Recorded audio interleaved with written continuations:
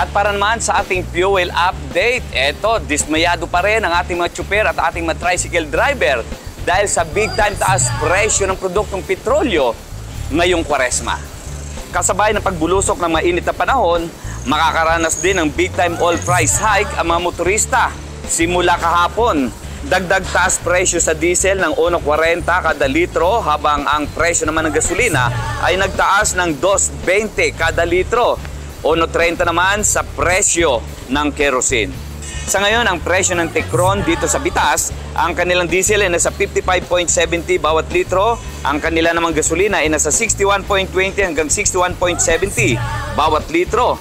At dito naman sa CQ Bitas, ang kanilang diesel ay nasa 53.50 bawat litro, ang kanilang gasolina ay nasa 59.30 hanggang 59.80 bawat litro. At dito nga sa Shell Daang Sarili, medyo mataas ang kanilang diesel.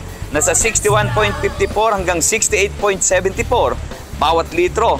Ang kanila namang gasolina ay nasa 65.94 hanggang 73.29 bawat litro.